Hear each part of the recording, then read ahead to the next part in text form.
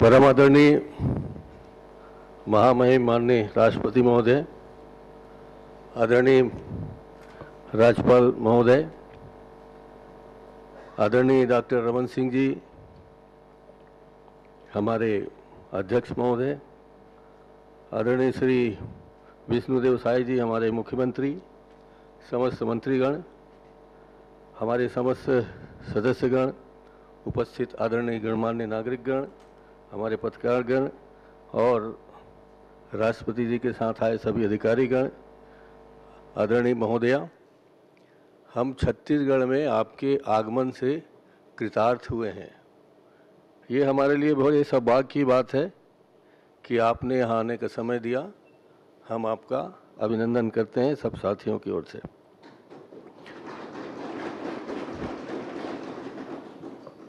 आपकी सहजता, आपकी विनम्रता, आपका सादगी भरा व्यवहार भारत में नहीं विश्व में जाना जाता है और आपकी वाणी से, व्यवहार से जो हम सब लोग सीखते हैं उससे हम ही अभिभूत नहीं बल्कि देश के अनेक हिस्सों में, विदेश के अनेक हिस्सों में आप चर्चा का विषय बने हुए हैं।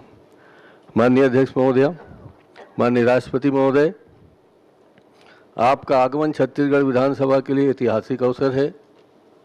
जैसा कि आप जानते ही हैं कि ये तीसरा अवसर है जब हम छत्तीसगढ़ के विधायक गण को ये सौभाग्य मिला है।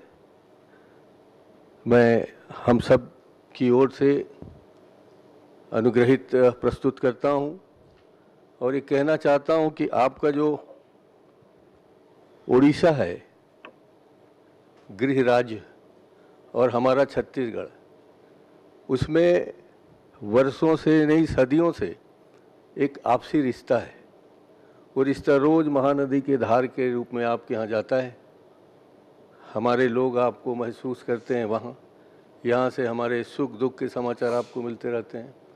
आपके यहाँ महोदया,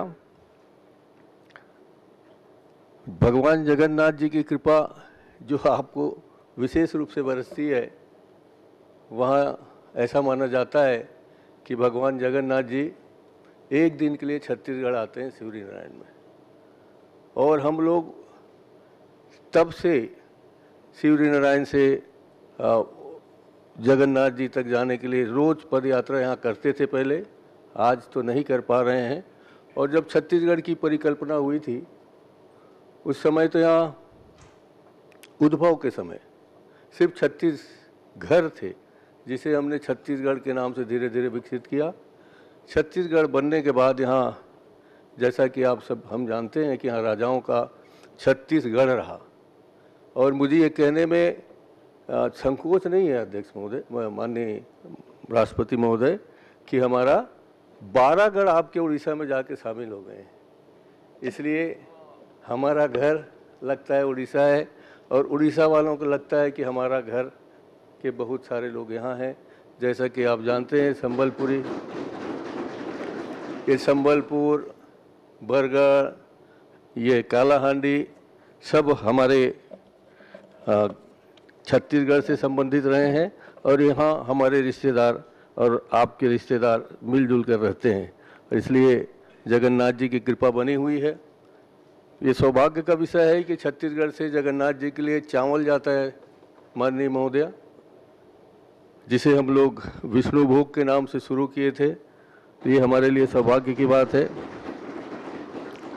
पुरातन काल में हम लोग ऐसे सौभाग्यशाली हैं कि ऐसा माना जाता है कि शिवरी नारायण में माता सबरी ने आदरणीय हमारे सबके पूजनीय रामचंद्र जी को वो मीठे या जूठे बेर खिलाए थे। वो स्नेह और प्यार सबके मन में भरा हुआ है। हम ऐसा मानते हैं कि हमारा राज्य कौशल प्रदेश कौशल्या जी के नाम से जाना जाता है। हमारा रिश्ता है रामचंद्र जी के साथ, हम लोग उसे भांजा मानते हैं। और छत्तीसगढ़ में परंपरा है कि हम लोग अपने भांजे के पांव छूते हैं, उसी नाम से छूते हैं कि छत्तीसगढ़ में भगवान राम रहे आए और वो हमारे भांजा हैं, इसलिए हम उनको इस आदर भाव करते हैं। और पूरे आध्यात्मिक और सांस्कृतिक धरोहर से हमारा आपका बहुत आत्मीय संबंध है जिसे हम सब लोगों को स्वीकार करना ही चाहिए। आदरणीय हमारे माननीय अध्यक्ष महोदय की कृपा से आप यहाँ आए, आपने हमें सबको कृतार्थ किया। हम आदरणीय अध्यक्ष महोदय जी को बहुत बहुत धन्यवाद देना चाहते हैं। आदरणीय मुख्यमंत्री जी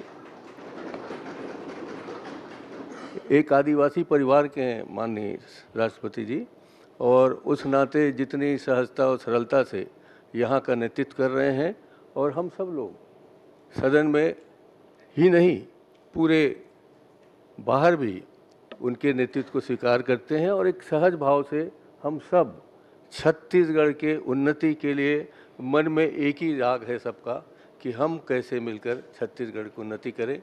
जैसा कि अध्यक्ष जी ने कहा कि हम में मनभेद नहीं है, मतभेद है।